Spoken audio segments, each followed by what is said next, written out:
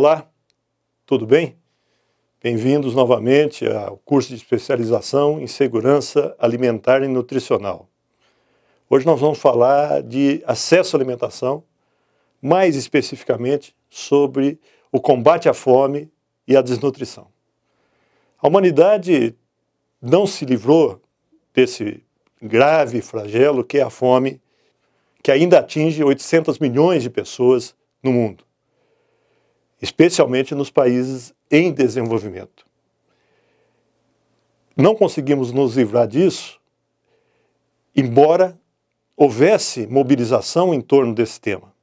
Desde a década de 90, os países procuraram, da década de 1990, os países procuraram se organizar, estabeleceram metas de combate à fome. Então, em 1996, a FAO, em Roma, a Organização das Nações Unidas para Agricultura e Alimentação, que é o nome por extenso e em português da FAO, organizou uma cúpula mundial da alimentação, 150 países, primeiros ministros, muitos presidentes, e os países assumiram um compromisso de reduzir pela metade o número de pessoas famintas nos seus territórios num período de 25 anos, entre 1990 e 2015. Insisto, essa cúpula aconteceu em 1996. 4 anos depois, em 2000, numa reunião da ONU, portanto com maior representatividade política, os países estabeleceram 8 metas de desenvolvimento. São as metas do milênio, não? E entre essas metas estava uma meta de combate à pobreza e especificamente de combate à fome. Uma meta menos ambiciosa. Os países se propuseram a reduzir pela metade a proporção, a percentagem de pessoas desnutridas nos seus territórios também em 25 anos, de 1990 a 2015. Por que essa meta é menos ambiciosa? Porque a população continua crescendo.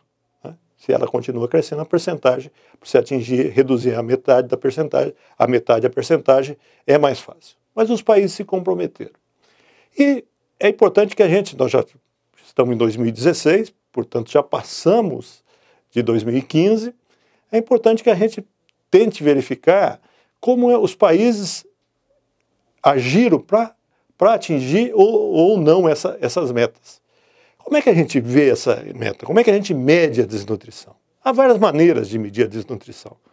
A gente costuma usar mais o conceito de disponibilidade da FAO, que se baseia na produção de alimentos do país, soma-se à produção o que se importa de alimento e retira-se o que se exporta.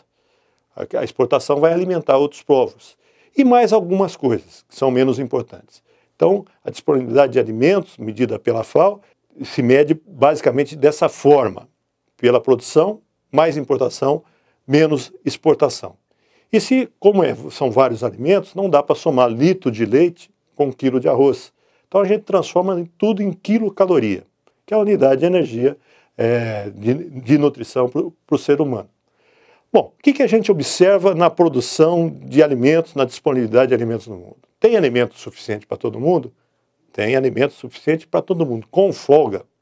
Nós estamos produzindo no mundo em torno de 3.000 quilocalorias por pessoa por dia. Seria suficiente nós produzirmos 2.000, 2.200 quilocalorias por pessoa por dia. É isso que nós precisamos no dia a dia para termos um bom padrão de vida. Produzimos muito mais. Então não há falta de produção de alimentos. Então por que há falta a pessoas desnutridas, se a produção é suficiente para todo mundo? O problema é que essa produção não é igualitariamente distribuída. Há pessoas que consomem bem acima do necessário, inclusive. Nós temos o problema de obesidade, está assolando toda a humanidade. Hoje o número de obesos já é maior, inclusive, do que o número de desnutridos no mundo. Então nós não temos uma boa distribuição dessa produção de alimentos. E se nós formos observar o cumprimento das metas estabelecidas, tanto da FAO quanto da ONU, com os dados já de 2015 disponibilizados pela FAO, a gente vai perceber que a humanidade chegou perto da meta da ONU, mas não da meta da FAO. Nós tínhamos nos países de desenvolvimento, em 1990, cerca de 980 milhões de pessoas desnutridas. E, portanto, deveria reduzir para um pouco menos de 500 milhões agora em 2015. E, na verdade, restaram ainda 770 milhões de pessoas desnutridas nos países em desenvolvimento. Então, nós ficamos longe de atingir a meta da FAO. Por quê? Porque a alimentação não é bem distribuída. Tem alimento para todo mundo, em princípio. Alguns comem bem acima do que precisam. Nós desperdiçamos muitos alimentos, cerca de 20% a 30% do que a gente produz no mundo é perdido, não chega a alimentar, evidentemente, as pessoas, e algumas pessoas não têm renda suficiente para acessar o seu quinhão no mundo. Há diferenças entre as regiões do mundo? Muitas diferenças. Aonde a situação é mais grave em termos percentuais? Na África. Ali, a percentagem de desnutridos é maior do que nas outras regiões em desenvolvimento. O número também é muito expressivo. Essa é a situação mais grave. Houve progresso na África? Muito, mas é uma situação muito grave. A Ásia tem maior número de desnutridos, embora a redução da percentagem de desnutridos tenha sido muito grande nesse continente. E também houve um grande sucesso na América Latina. A América Latina reduziu fortemente o número de desnutridos em seu território, com diferenciações. Se nós pegarmos também, assim como na produção de alimentos, nós vamos verificar que a América do Sul tem uma situação mais favorável do que a América Central e os países do Caribe. Então, a América Latina não é um todo homogêneo quando a gente pensa no alcance das metas propostas pela FAO e pela ONU ainda na década de 90. Então, nós temos esse problema ainda no mundo, o problema da desnutrição. Como é que se resolve isso? Como é que se atua sobre a desnutrição? Precisamos entender as causas. Há algumas causas mais momentâneas, pontuais. Um desastre ambiental, um tsunami, por exemplo, que atingiu alguns países da Ásia, aquilo provocou muita fome. Nós temos guerras civis, guerras entre países, nesses períodos, e são muito concentradas na Ásia e na África, essas guerras civis e guerra entre países. Nesses locais, aumenta a fome. Mas a causa mais geral é que uma parte da população não tem renda suficiente para ter o acesso ao seu quinhão alimentar. Então nós precisamos gerar mais desenvolvimento, gerar mais renda.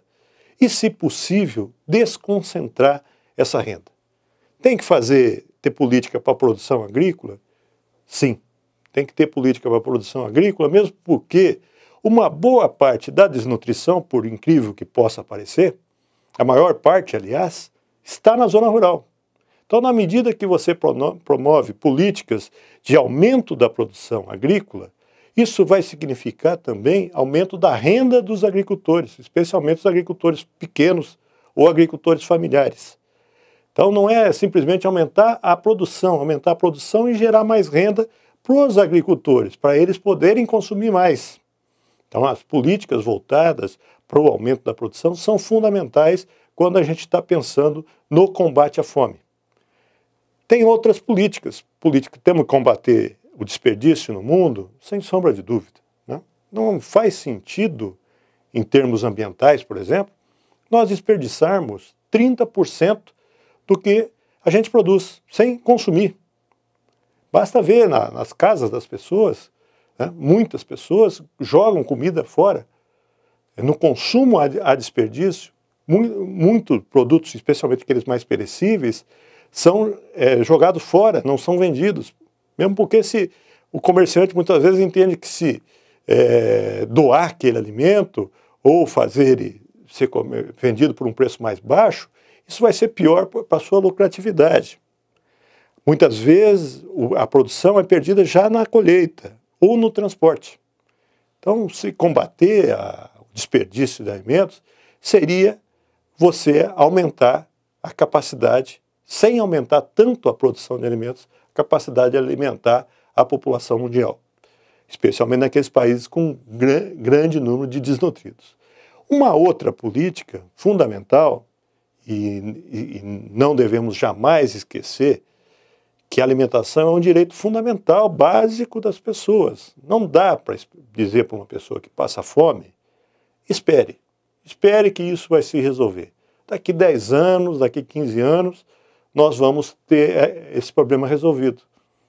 Isso não resolve para a pessoa que está com o estômago vazio. Ela precisa imediatamente de comida. Então nós precisamos agir com políticas que garantam a todos, a qualquer pessoa, a todas as pessoas do mundo que tenham alimentação, tenham garantido esse direito básico, fundamental da vida do ser humano, que é o acesso à alimentação. Então é importante também que a gente adote políticas que signifiquem levar mais renda para as pessoas, para elas consumirem mais alimentos. Ah, não seria bom distribuir alimentos, ao invés de dar dinheiro ou conceder recurso financeiro para as pessoas consumirem mais comida?